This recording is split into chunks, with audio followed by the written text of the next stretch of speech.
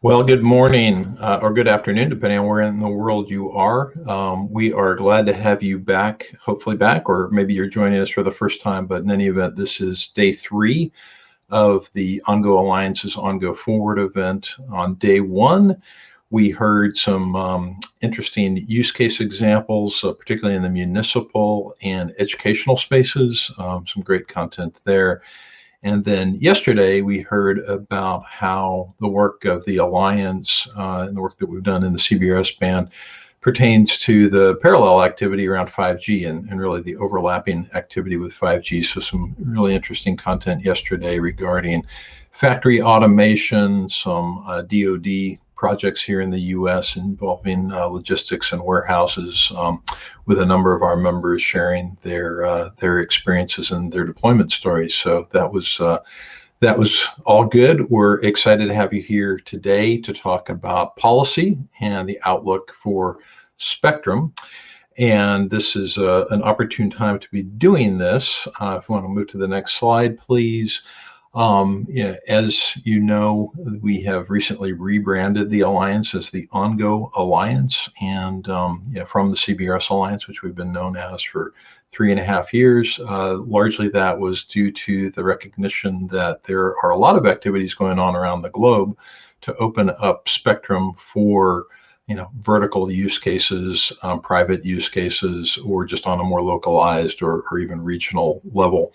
And the Alliance feels that a lot of the work that we've done is applicable in those regions as well, sort of regardless of how the spectrum is being allocated.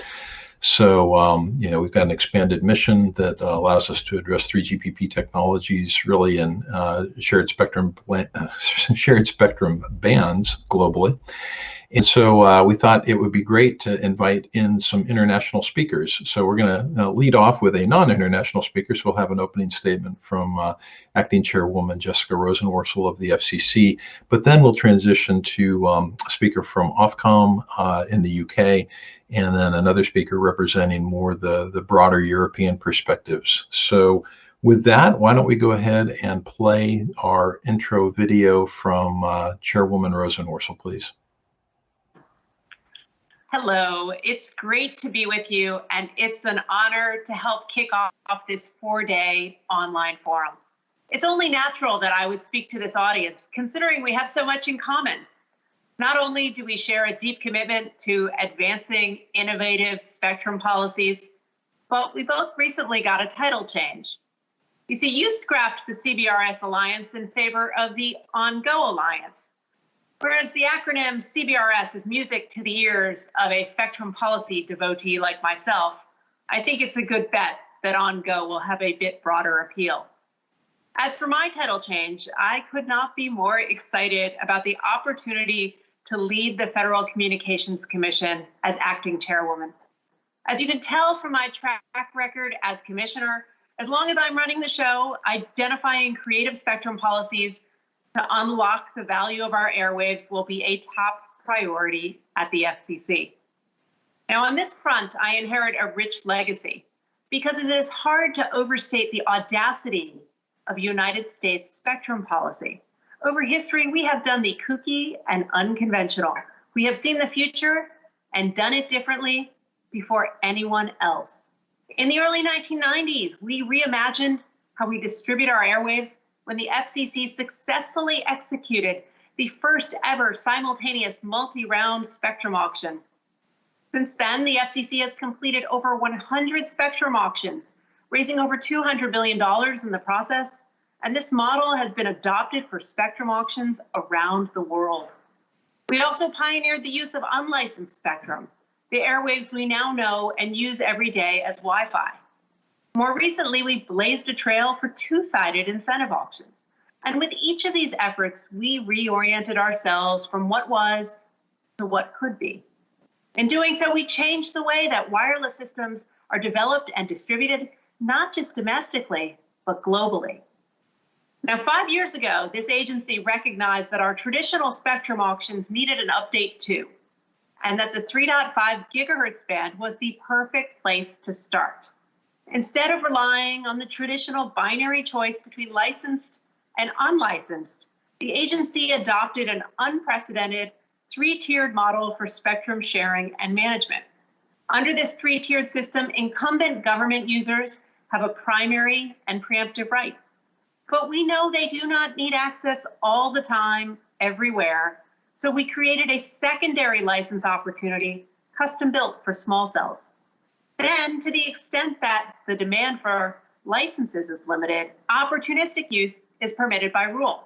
And to coordinate this grand effort, we proposed dynamic spectrum access systems. And here's the best part. The initial framework we put in place for the 3.5 gigahertz band was ideal for 5G too. The very structure of this band recognized that the smartphone might be the least interesting thing about our 5G future. Instead, it was designed for innovation. It recognized that we are on the verge of a new networked world with connectivity built into everything around us. In 2019, we began to see the fruits of these efforts. That September, the FCC okayed the initial commercial deployments in the CBRS band, and the following January, we gave the green light for full commercial deployments. And this past summer, the FCC took a significant step forward in the evolution of the CBRS band with the successful auction of 70 megahertz of licensed spectrum in the band. And if you want to talk about record-setting auctions, we had 228 different bidders win licenses in this auction. I've been especially excited to see a growing number of school districts in the country, from Patterson, California to Roaring Fork, Colorado, deploying CBRS networks as a way to bridge the digital divide and help students stay connected. In fact, this past summer, I was speaking to the school superintendent from a rural part of Washington State near Mount Rainier.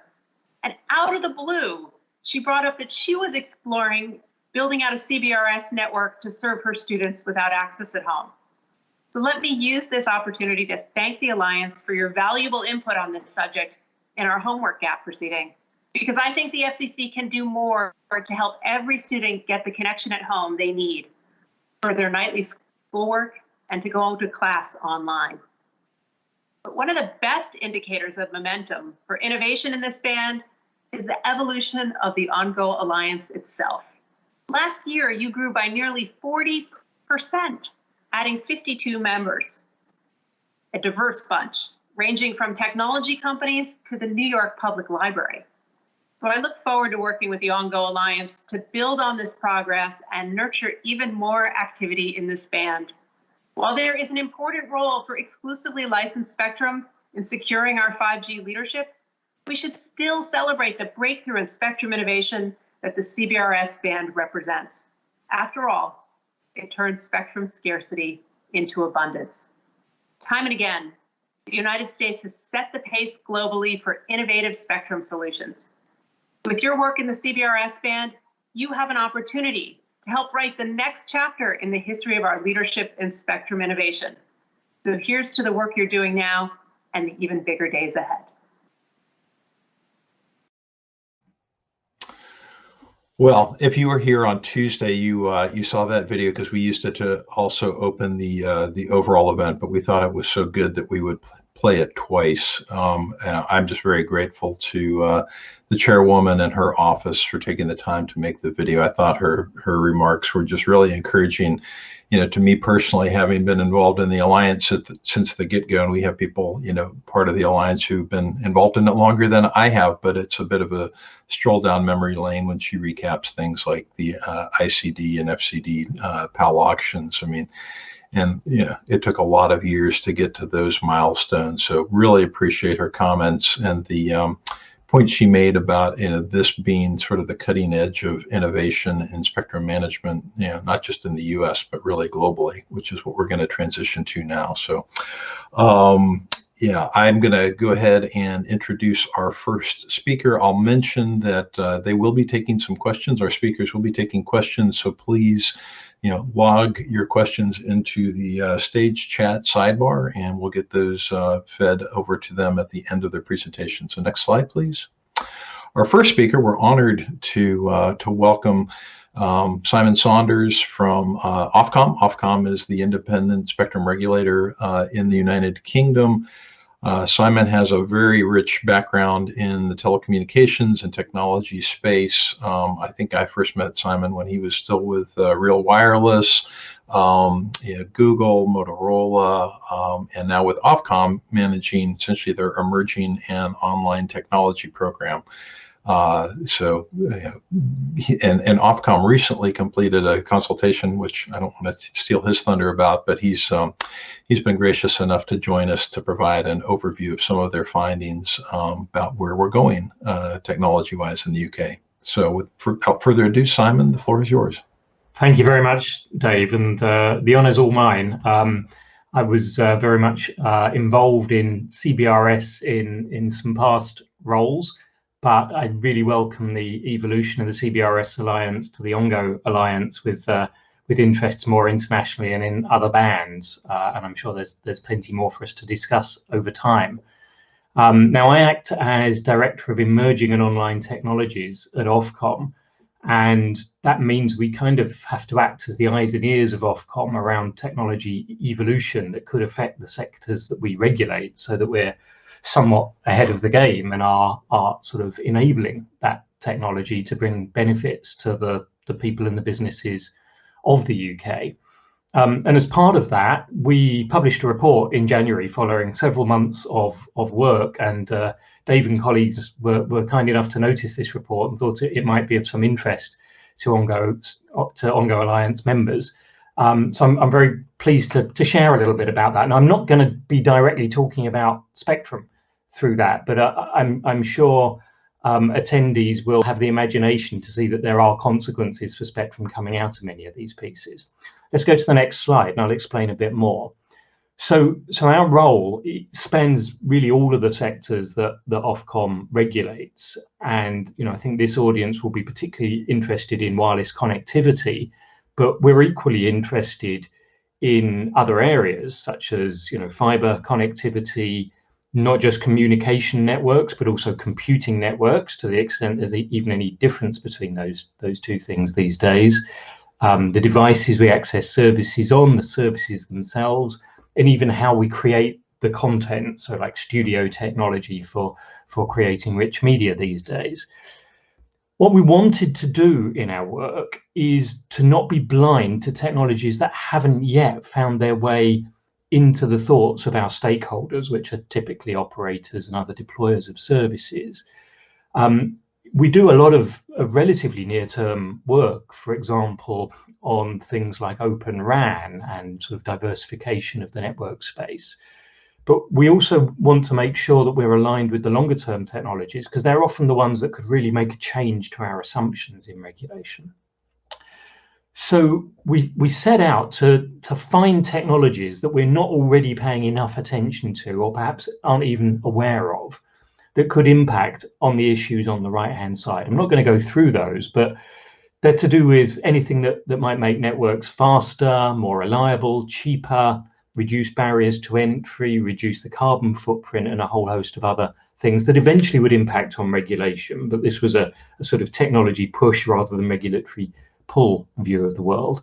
And we have covered all of those sectors. You see on the left-hand side that there are 5 major elements to the report. I'm going to talk particularly about the immersive communication and about the mobile and wireless technologies, but for those interested, there's a great deal more than I'll have time to speak about this afternoon. Next slide tells you more about how we went about this work, because by its nature, we were trying to find out things that we didn't know. So a pretty challenging research task. We really wanted to sort of turn over every stone in our hunt for interesting technologies. So we spoke to a load of experts that we knew. We asked them to tell us about experts that are their competitors in their fields, so that we reached beyond that. And we put out a call for information to the world in general to make sure we weren't only sort of connecting to those that we were already connected to, albeit indirectly. We ended up speaking to a great deal of diversity in terms of the types of organizations, from the R&D groups of large-scale operators through to tiny startups on a really global basis. We really did talk to some world-leading experts. That's an easy claim to make, but I think you'll see that we really have engaged with some of the the key leaders in the field. And we really wanted to span in this, deep technology. So you'll find some authoritative references in the report, but we've included all the way through to a very sort of consumer's eye view, so that hopefully we've made some of this technology, which mostly just sits in research labs, somewhat accessible even to the end consumers of our services. Next slide. So what we came out with is a rather extensive report, which I welcome you have an opportunity to read. But if you don't have time to read all 100 and so pages of it, then there are a bunch of bite-sized videos where you can get at least a flavour for some of the key issues that some of these experts were telling us were really important for us to pay more attention to, or even some attention in some cases. So please make the most of the resources there. Next slide. We were very pleased with the response because we covered quite a wide territory. Everybody looking at the report had a different view of what was the most important thing in there, and depending whether you're a broadcaster or a mobile person, or indeed one of the UK's national newspapers that found it intriguing that carpenters would be able to learn their craft at a distance through the techniques we were talking about. But very pleased with the response to it. Next slide. To start to get into some of the substance, this is a sort of overall list of some of the key technologies that we discovered. It's really only the tip of a very big iceberg.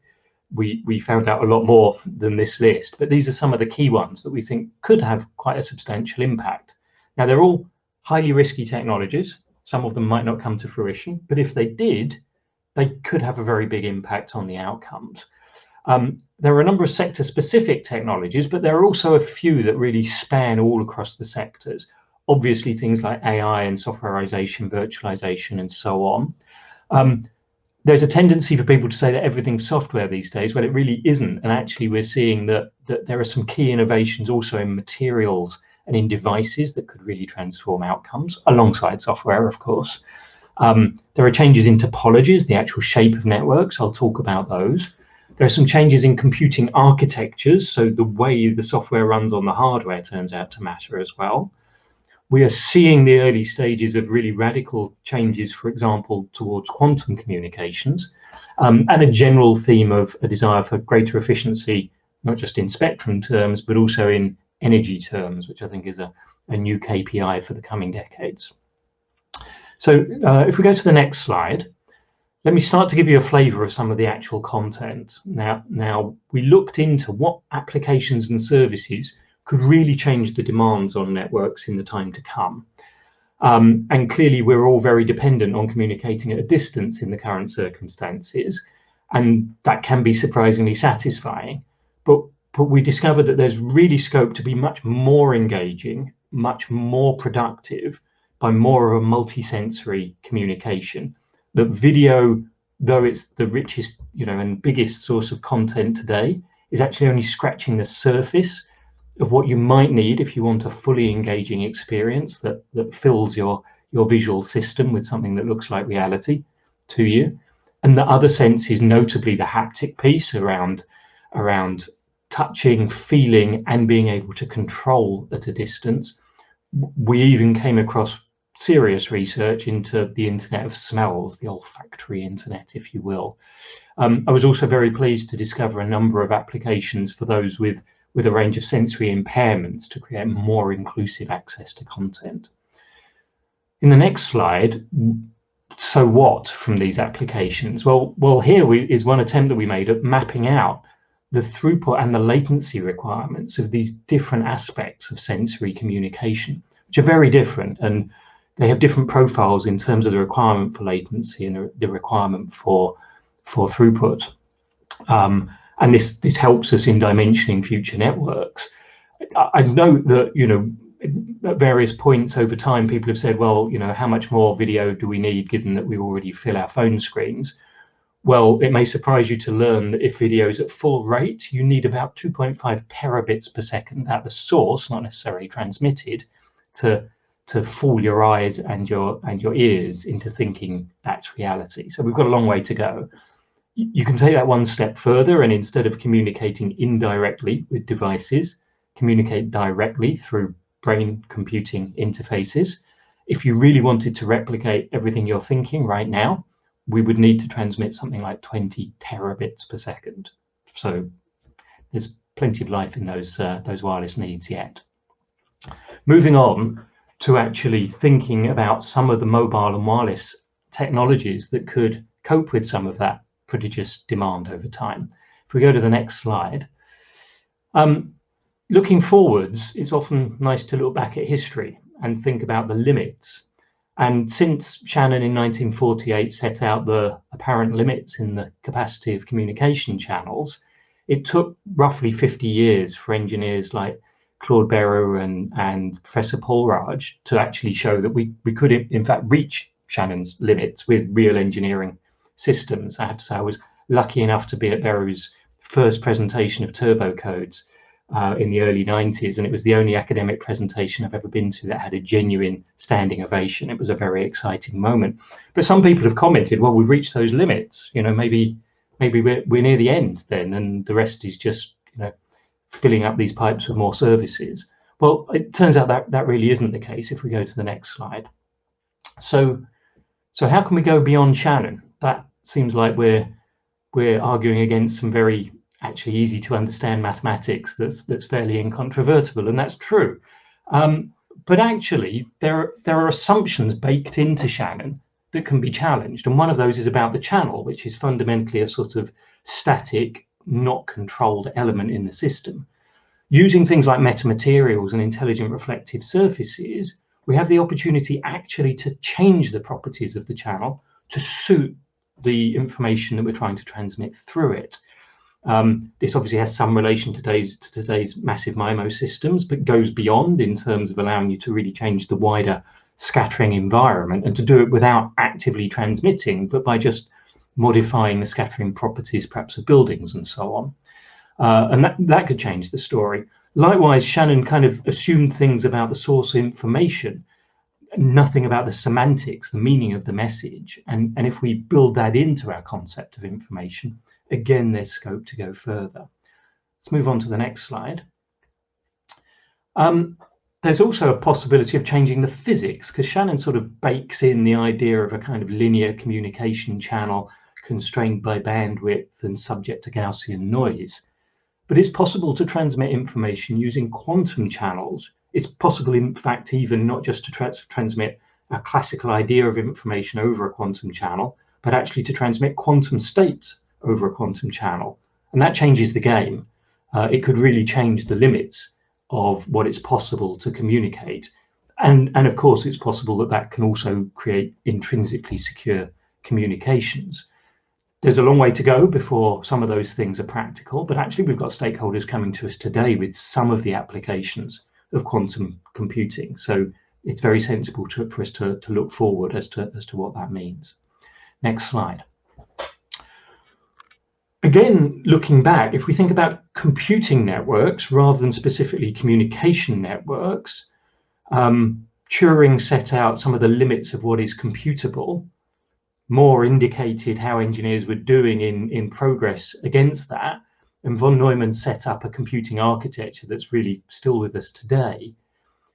But again, we're going beyond the limits of what all these august gentlemen have set out, and I hope there'll be a more diverse set of folks working on this in the future. Next slide. For example, neuromorphic computing architectures could be fundamentally more energy efficient. Your brain, as well as generating petabits per second of information, manages to do the processing of that information at something like 6 orders of magnitude better energy efficiency than today's supercomputers. And when we look at the way the brain works, it may be that we can change computing architectures to capture some of that efficiency and actually to map neural style computing approaches to that hardware as well. That could bring huge energy efficiency. It could also reduce latency because it's a fundamentally much more parallel architecture that doesn't rely on the limitations of communication buses to shift information in and out of processors. This could also open up applications of communication networks into sensing, and I'll say a bit more about that in a second. Next slide. So applying AI or AI-inspired techniques to communications is happening today at the level of how we optimize networks, but it's not really built into the networks themselves. And if we design networks from the ground up using AI, we may come out with different outcomes. We could design modems by AI. I mean, we put aside a lot of our hard-learned classical communication theory in the process, but actually we can come up with modems that adapt to the channel much more consistently. You can even have systems that, because they're not designed by individuals, they may not have to be standardized in the same way. Perhaps even there's an impact on intellectual property there, because there's no human designing these things at that point.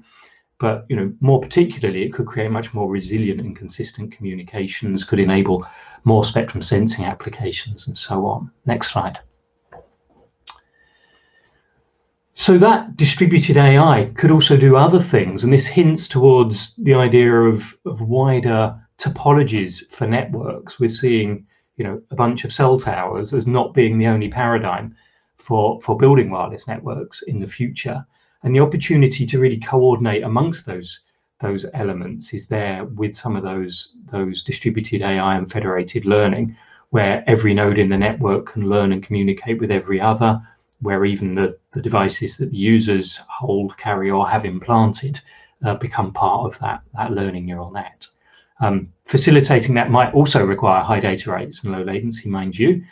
And likewise, we'll also need to provide coverage not only from the sky to the ground, but from the ground to the sky to make all these things work nicely. Next slide. I mentioned the potential for joint communications and sensing. And this is really fascinating. I mean, the picture here is some of the opportunities for using terahertz sensing for really detecting with centimetric accuracy the location of objects and people. Now, aside from the concerns people might have about that, there are all sorts of very positive applications for it. It creates a new requirement on spectrum, in a sense, that the bandwidth is then necessary not only for high data rates, but also for spatial resolution fundamentally. So good reasons to use higher frequency bands, but also the opportunity that we don't have to think about sensing systems, which have traditionally been radar systems and communication systems, as separate things to optimize. We might need to optimize waveforms in a jointly designed approach, both for their sort of communication capacity and for their sensing capabilities. And then we could use that spectrum perhaps more efficiently and have communication networks provide new services and applications. Next slide, please. And I mentioned changing topologies a few times. Perhaps the most well-embedded bit of topology thinking that we've got in wireless systems is the idea of cellular, and we use that as though that's synonymous with a lot of today's systems. But actually, we're seeing a lot of work going on getting away from the concept of cells. If we fully distribute, fully coordinated antenna systems, actually there is no handover anymore. There is no edge of cell in the conventional sense. And while that's kind of academically interesting, for us as a regulator, that's particularly fascinating because it means the sort of geographic lottery of happening to have the bad luck of being at the edge of a cell could be reduced. I mean, the physics doesn't change in that case, but it does mean your ability to deal with it is improved, and the consistency of the quality of experience could be substantially better. Likewise, clearly we're seeing a lot of activity, again, some of us saw it 20 years ago, but in LEO constellations, and perhaps this time it's here to stay, combining that with HAPS and UAVs and terrestrial networks. We can ask the question again, what is the optimum topology for a given demand profile, rather than saying what can we squeeze into this cellular architecture, and that provides a lot of promise for the future. Next slide. So that was a very fast canter through some of the elements of what we reported on. I hope it whets your appetite for the detailed content that's in the report. There is a bit of so what, though. All these nice technologies, what is Ofcom doing to facilitate them? Well, we're paying attention to them and thinking about the consequences, but we're also doing things to facilitate those innovations, and not assuming that these technologies have to be well developed before they actually start to get airtime. So, clearly we're making spectrum available to enable 5G. We published just before the report I've been mostly talking about, a bunch of strategy proposals around spectrum, and a lot of the themes in there were around enabling innovation. We've introduced new local access and shared access spectrum licenses, so people can get access to mainstream mobile bands, but do it on a localized basis and with a very straightforward licensing approach. We also are proposing to make available more spectrum for innovation before the business case is clear, so that innovators can really get in on the act. We continue to provide spectrum for trials and licensing on a speculative basis. And we're doing a lot of work to understand the wider range of organizations that are now engaging with wireless technology and have different needs from the important roles of the critical infrastructure and the nationwide operators. That's all I wanted to share, but I'd gladly take some questions around this. Thank you so much, Simon. Yeah, that was really thought-provoking on a lot of levels. I like the Internet of Smells for one, but no, I mean, thinking about applications of AI and ML and areas of sensing, and thinking about quantum communications. Yeah, that was thought-provoking. So thank you very much. I was going to lead off with a question, Simon, and I know you aren't specifically speaking to spectrum. I appreciate the concluding slide with a little bit of some of the spectrum work that Ofcom is doing in the regarding the shared local licenses, I believe they're referred to as. I know that initially those are being manually coordinated, but Ofcom's at least left the door open that database coordination may be something that you'll look at going forward. I don't know if there's any update on that, and do you think Ofcom will be looking to potentially repurpose any of the protocol interfaces between the RAN and the spectrum coordination database, for instance, that we may have utilized here for CBRS? No, that's correct. Yeah, so we've got these shared access licenses which are available on a very straightforward basis. There's various forms in various bands, but in particular they're available in the 3.8 to 4.2 gigahertz range, which I think creates all sorts of opportunities. We're getting a lot of interest in those, but at the moment the numbers aren't at levels that we'd actually need a database to coordinate. But we have said that as they progress, as the interest and the demand increases, we'll look further at various forms of automated access. The spectrum strategy that we put out included talking more about the role of those sorts of techniques. I mean, I think the boundary conditions impact on the sort of technique, so I doubt it would look exactly like CBRS looks. Right. We don't. We have our own unique issues here. Yeah. Exactly. Yeah. But clearly there are things to learn, and for example, the protocols between databases and devices are things that could be very reusable in our context as well. So we'd love to make the most of those standards.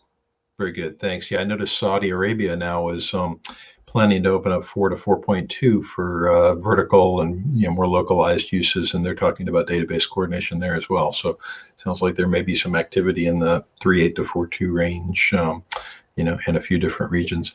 I also noted that that Ofcom has a consultation open. I believe it closes next week, talking about sort of the spectrum management approach that it plans to utilize, for the next decade. Really, I believe it's sort of spectrum management for the 2020s, and a lot of the technologies you spoke about today are included, or at least they're touched on in that consultation. SON, AI, ML, blockchain, I believe, was asked about. So, it sounds like your group may have some, inputs into the findings from that consultation. We'd probably love to have somebody from Ofcom come back and maybe give us an overview of what you all have concluded about, the spectrum outlook in the UK for the next decade. Yeah, no, I mean, that would be great to come back again once we've received all the responses to that. And indeed, we talked in that consultation about modernizing the process of spectrum management, as well as how the innovation impacts on the demand for spectrum in that. And yeah, we've had some really rich inputs to that. There's really opportunities to make the best use of this spectrum to support that kind of innovation. So yeah, we'd love to come back on that. Great. It seems like there's sort of a growing sense that we've got to come up with ways to apply these advanced technologies to spectrum management, or we're going to have a hard time meeting the demand going forward. So yeah, great. Well, thank you so much, Simon. We really appreciate you joining us, and and we wish you the best with shepherding the UK into the future as you showed us. And again, we'd love to have somebody come back and talk about the spectrum strategy consultation as well. It's really a pleasure. Thanks. And incidentally, if anybody thinks that we've still missed important technologies for the future amongst what I shared that we really need to be thinking about to facilitate them, and they bring benefits, we'd love to hear about it at any time. Very good. Thank you again. All right. So let me go ahead and introduce our next speaker. So our next speaker, we had a great view of sort of the technology futures from a UK Ofcom perspective. Now we're going to broaden the perspective by looking really pan-European perspective, but then I think we're going to get a little bit more narrow into the spectrum outlook, particularly for sort of the private localized vertical use cases. So Koen Mioulet, again, a gentleman I've known for a few years now. I think we met in the Netherlands about 4 years ago, or 3.5 years ago now. Koen's got extensive background in the cellular space and has really been looking at the private networking opportunities and opportunities for vertical segments to get access to spectrum and deploy their own networks for a number of years now. He's worked with regulators at the national level and at the European level. So groups like RSPG, CEPT that oversee spectrum policy for the European Union. So written extensively on the topic, and without further ado, let me introduce Koen and turn the floor over to him. Welcome, Koen. Thanks, Dave. Josh, am I sharing my screen now? Can people see me click through this PowerPoint? Yeah, okay, Josh says yes. Thanks, Dave, for the introduction. Thanks, Simon, for your very visionary presentation. I admit to the audience that my presentation is likely to be slightly more down to earth. I will be talking spectrum and associations and the equivalents of OnGo. I'm a non-native speaker, so I may use funny wordings on occasion. I'm Dutch. As Dave says, I'm a consultant from the Netherlands, but involved in a lot of the developments here in Europe. With KMBG, for instance, as it says here at the top, which is the Dutch equivalent of OnGo, the TCCA, 5G Asia, that's a German equivalent of the OnGo Alliance, Cellnex, who's a neutral host. I've worked for the Airport of Amsterdam on their private LTE strategies. And well, I won't go through them, but I do publications from time to time, like with the TCCA and in international magazines. So let me dwell a bit on this agenda. I'll very briefly position private wireless. Then I will be looking at shared spectrum, like CBRS in the USA. I'll be looking at associations in the EU, not in the United States, in the EU. And again, look for what is similar to OnGo. So you'll find a lot of similarities. I'll be spending a brief minute on new players in the shared spectrum domain, and I'll be showing you visually a couple of examples of business critical wireless projects in the EU. So let me start with positioning private wireless. I'm looking at the remarks. Josh, if this doesn't work, please let me know, but so far it says yes. This is a triangle that you guys may find very similar. And this is a triangle I've produced with the TCCA, it says at the left-hand bottom corner, in a white paper that we published. Basically, we discriminate between 3 levels of critical or criticality in wireless requirements. Mission critical, public safety, PPDR, business critical, the green bit, and the not so critical, let's say, consumers bit. Well, as you can imagine, in the top end, the KPIs are more stringent than at the bottom end. And with business critical, so applications for enterprises, we typically aim at this medium bracket. In Europe, we tend to reserve the term mission critical for public safety, blue lights. So the red dotted area is the bit I'll be focusing on very strongly. This is very similar to the PAL and GAA and incumbent use that you have in America. This is a picture that depicts or positions critical mobile networks. Two axes. The horizontal axis is the size of the network, so from very small to all the way up to throughout the whole nation. Vertical axis is the number of networks.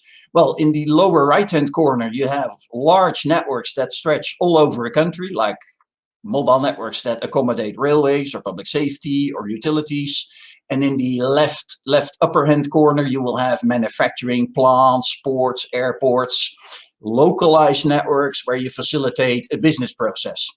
And well, as these two indicate, on the one hand, you have very nationwide and large networks, and probably very few of them. There's not that many railways in a country. And on the left upper end side of the picture, you got the very local and scalable networks, of which there's probably quite a few. Plants and factories, there's likely to be very many. This picture also allows me to depict the OnGo equivalents that we have here in Europe, the associations that represent vertical usage. Unfortunately, in Europe, we don't have one, we have multiple. This is Europe. So we have, for instance, 5G Asia in Germany, representing mostly manufacturers. We have Agur in France, representing airports and large nationwide infrastructure. And we have KMBG in Holland, representing just about everything. I'll come to those associations in a minute. But this picture allows me to position them very neatly. Let's take a look at shared spectrum. After all, the topic that you guys at OnGo are all about. Spectrum is pivotal for any critical mobile broadband or any critical wireless network. Yeah, Simon noted. It requires the essential raw material for any private network is spectrum. So either on the left-hand side, you have a private network, or as it says on the right-hand side, you have an LTE or 5G service from a provider. Either way, whichever way, you're going to need access to spectrum, as you guys in OnGo only know too well. On the left-hand side, it's a prerequisite. If I want to develop a private network, I'm going to have access to some form of spectrum, likely licensed, licensed, unlicensed, whichever way. On the right-hand side, having access to spectrum still provides me with options. If I turn to an operator to run a network for me, it's still pretty comfortable to have spectrum in my pocket, so at least the raw material is mine. It provides you with options and autonomy. If you do not have access to spectrum, you're, quote unquote, at the mercy of the operator who has the spectrum. I'm making this distinction because in Europe, this plays a role, as I will show in the next images. So bear in mind the two options, private or operator spectrum. Here, and now I take Holland as an example, the critical raw material for any private networks. In the Netherlands, we have 100 megahertz of spectrum in the so-called 3.5 band, or for the maniacs amongst us, band 43. Here I depicted bands 42 and 43 and the CBRS band. And the light blue bit is the 100 megahertz that has been designated for private networks in the Netherlands. This band has been around for a while, 3 years, I guess. We've seen 179 applications. This figure dates from October. And there's a nominal registration fee, so it comes close to being free. You pay a few €100, few $100 for a registration. In addition, that's the second line here, it says 5 megahertz in 1800. That's a bit of spectrum that we've had for quite a while. It sits, as I show here, in the colors, you have the spectrum of T-Mobile, KPN, and Vodafone, who are the operators. On the right-hand side, the black bit is the DECT band, the band that has been around since the 90s. And in the middle, there's a small gap, a so-called guard band, which is vacant, that is deployed in Holland for private networks. That band is for free. And we've had it for over a decade, and we've seen more than 500 systems in that band, predominantly private GSM systems, but still. So we have 2 bands available in the Netherlands. Situation differs per country. This table looks very difficult, but I'll walk you through it very quickly. The upper line, well, this is about spectrum being available in various European countries. So the top line says Netherlands. As I said, we have 5 megahertz in 1800, and we have 100 megahertz in in 3.5. Both of them have been available for quite a while, and they've led to very many systems, as I will elaborate. Germany has the same 3.7 to 3.8 gigahertz, so the same 100 megahertz. They've had it for like a year. It's a very successful band. I'll show you what it has led to. The UK, where Simon comes from, has, I think Simon mentioned this, yes he did, 3.8 to 4.2 is available for private networks and regional networks. And the 1800 megahertz guard band that we also deploy in Holland was previously auctioned and licensed in the UK, but now has been repurposed, quote unquote, as they call it, from 10 or more existing licenses into also being available for private networks. France is a different animal. France has a 40 megahertz available in 2.6 TDD spectrum. If you're not a spectrum maniac, forget TDD, but 2.6 gigahertz. That spectrum is available for members of the so-called Agur Alliance. I'll tell you in a minute what Agur is. Sweden is on the brink of releasing again the same spectrum, 3.7, 3.8, that Germany and Holland use. So there's some harmonization here in Europe. It awaits the final outcome of the 5G auction, which is about to happen. Could be any minute. Then I got a line with countries like Belgium, Finland, and Spain, where the situation is different. There's no private spectrum in those countries, but you can turn to either an operator or, for instance, in Belgium, an owner of spectrum called CityMesh, who may also share it with you for private networks. So there you're down to bilateral agreements. And just for completeness sake, the bottom line says America and CBRS, but you guys know this, you're from America. The OnGo-like associations in the EU. Again, a table. We have a couple of associations in Europe that are sort of similar to OnGo. For instance, in Holland, we have KMBG, stands for Critical Mobile Broadband Users, but then in Dutch. In Germany, they got 5G Asia, stands for Alliance for Connected Industry and Automation. That is a very successful alliance, many members. They've been around for 2.5 years and achieved a hell of a lot. In France, there's an association called Agur, stands for, well, it says here what it means in French, but I won't bother you with the French. That unites a couple of airports, industries, and predominantly large nationwide infrastructure owners like utilities, gas, electricity, etc. In England, there's an association, Simon didn't mention this one, I guess, the Spectrum Policy Forum, which also unites users of spectrum in a very broad sense. And then, of course, in Europe, as well as globally, we still have the TCCA. It's not necessarily a spectrum association, but an association that defends the rights and usage of spectrum for critical, mobile, and mission-critical networks. So alliances are there, but not in every country. And there's not one OnGo covering all of Europe, not yet. Spectrum representation, and this is a challenge also for OnGo, is getting pretty urgent. In Europe, we have the equivalent of the FCC called RSPG, Radio Spectrum Policy Group, who develops an RSPP, Radio Spectrum Policy Plan. And the latest hearing on the Spectrum Policy Plan invoked the feedback from no less than 12 large associations of users of spectrum. Without reading through it, you will see satellite, defense, broadcasters, all sorts of users, but not the verticals. So us, the industry verticals, the members of OnGo, the kind of business that OnGo is after, is ill represented still at the European coordination level or the European equivalent of the FCC. There's a definite task here. If I look at the association that we have, I'm looking at the time, here in Holland called KMBG. Here, the yellow dots are a couple of examples of the members of the Dutch equivalent of OnGo. So you got, like, I'll walk you through Port of Rotterdam, Schiphol, which is an airport. We got railway, we got KLM, the airline. We got a couple of industries and public safety. So again, we unite a couple of large nationwide users and industries, a bit like OnGo. What we do is basically, as OnGo does, we hold sessions on supply and demand. So we make supply and demand meet, and we periodically report to consultations of our regulator, who consults on policy plans, spectrum plans that we respond to. New players in the spectrum domain. let me dwell on this with you for a second, because this is an interesting development. Here's a picture or a graph, emerging new business critical mobile players. On the horizontal axis, I put private versus as a service, and on the vertical axis, I put autonomy versus dependency.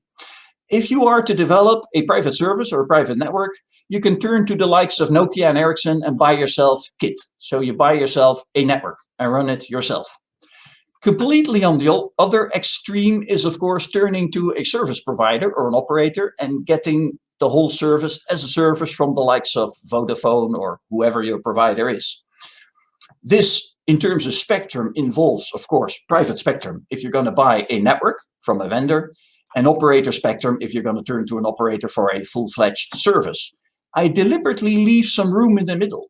This is a picture that I drafted with the TCCA 2.5 years ago, and already then we were thinking, isn't there room in the middle for novel kinds of niche-specific service providers that cater for one particular vertical or services rendering just airports, just petrochemical sectors? And I think there is, and we're seeing those players now. Same picture with this space in the middle. We are now indeed, over the last 2 years, at least in Europe, seeing a couple of new appearances. I won't go through all of them, but there's, for instance, Edgecom from Finland, who caters for heavy industries. In Holland, we got an association called SURF, who caters for universities and university campuses, providing on-premises mobility. There's a Spanish operator called Cellnex, who does neutral hosting. In Holland, we got Novak. And on the right-hand side, I'll position a few more. There's an initiative in Holland called Priocom, which is a joint venture between Vodafone, the operator, and a PMR service provider. Vodafone herself is providing private mobile networks. I said this wrong, by the way. Priocom is a joint venture between T-Mobile and an integrator. Vodafone is herself delivering PMN, private mobile networks. CETA is the International Association of Telecoms at Airports. They are now also starting to provision campus wireless networks at airports. And for instance, Hub One is doing so in France. I'll tell you in a second what Hub One is all about. So this middle ground is now slowly beginning to see novel players catering for niches, verticals, specific demand for enterprise mobility. That leads me to the last bit of my presentation. I'm also looking at the time. Yesterday and the day before, you guys have seen a couple of examples in the USA from like school and campuses. I remember there was an Ericsson factory, there was a warehouse from the MOD, the Ministry of Defense. I'll show you a couple of things that are happening in Europe with visual examples. This table has a couple of large projects in the Netherlands. The first line is ECT, the European Container Terminal. I'll show you with a graph in a minute. Shell Refinery, the second line, has a private network. The Amsterdam airport, called Schiphol, many of you must have passed through it, the third largest airport in Europe, is contemplating on a private network. And then lines 4 and 5 are interesting. Because here, if you look at the right-hand side with the red rectangle, this is the spectrum that I mentioned before, the spectrum that we've had for a decade in the guard band and for 3 years in band 43. That spectrum has led to 179 applications in 3.5 and over 500 systems already in the guard band. So making spectrum available for a prolonged period of time does actually work. Look at the numbers, 500 systems in a country the size of Holland. And just to give you guys some perspective, Holland is the size of your state of Delaware. That's small. Here's the Port of Rotterdam. This is the ECT example, the European Container Terminal. This is the largest container terminal in all of Europe. This has a private network on private spectrum. It deploys, as I said, on the left-hand side, a Druid core and airspan radios. This one is extremely critical. This has to meet very stringent KPIs because, as it says in red, there's over 400 cranes being steered and deployed over this network. All straddle carriers, all cranes are steered over private LTE. Extremely mission critical. Other examples in the UK, for instance, this is a couple of examples I got from my friends at Druid. On the left-hand side, you got the Millbrook Proving Ground. So this is about intelligent transport systems, vehicle coordination. Very critical, ultra reliable, low latency applications, time critical, latency critical. On the right-hand side, there's a factory from the UK 5G Innovation Network, where AR and VR are the applications. Again, extremely critical, a bit like the Ericsson application that we saw yesterday. More examples, Paris Airport. There's an operator at the airport of Paris called Hub1. That operator already started in 2014, believe it or not, with a pilot on private LTE 6 years ago, and they're currently deploying a massive network. Look at the red figures all over the Charles de Gaulle airport in Paris. As it says at the right-hand lower corner, they're currently expanding their services to other airports and other transportation and logistics players throughout France. So they're becoming a neutral host or a service provider for the entire logistics sector in France. More examples. This one was presented a couple of weeks ago. Lufthansa Maintenance in Hamburg, who equipped their maintenance hangars with 2 large networks, one with Nokia and one with Vodafone. They went through a meticulous comparing of KPIs of operator networks, private networks, and Wi-Fi. So they did a very, what we would call German job on that. And the use cases that they serve are, number one, on the left-hand side, turbine maintenance and allowing foreign customers to monitor the turbine maintenance from remote with very reliable connections. And the second application on the right-hand side is aircraft interior overhaul visualization. So with tablets, and again, for the customer to be followed remotely, they can visualize a complete overhaul of the interior of an Airbus or a Boeing. Another example in Spain is the BASF chemical plant of BASF in Tarragona. This one is a Cellnex reference. This is a project operated by Cellnex, where, for instance, you're looking at real-time vehicle guidance and augmented reality for maintenance. This one, by the way, is run on operator spectrum because Spain does not yet have private spectrum. 2 examples from a company called Edgecom. I mentioned them before. They are a private operator of heavy industry kind of applications. On the left-hand side, you see Boliden, which is a mining company. And on the right-hand side, you see Neste Oy, which is a chemical company, where they use the network for surveillance and predictive maintenance. And on the left-hand side, Boliden uses it for telemetry of this very expensive kit and equipment that they operate in these mines. So that was a couple of examples. Let me wrap things up because I'm reaching the top of the hour. By comparing the United States with Europe, these are the things that come to mind. Well, the demand for critical wireless usage is rapidly increasing as it does in the US. No difference with the USA. Private spectrum is readily becoming available. It differs per country. It is available in some, but not yet in all countries, as I explained. In some countries, you're still at the mercy of the operators. However, CBRS rollouts throughout Europe are already possible. Spectrum is there, either privately or to be sourced from an operator. Somewhat scattered. It's not as harmonized as it is in the USA. It's not as pre-cooked and nationwide and similar throughout all the states as it is in the USA. Fact of life. The representation of the verticals is emerging, but is still somewhat fragmented, and the organizations per country, I mentioned a few, KMBG, Agur, is somewhat island-like.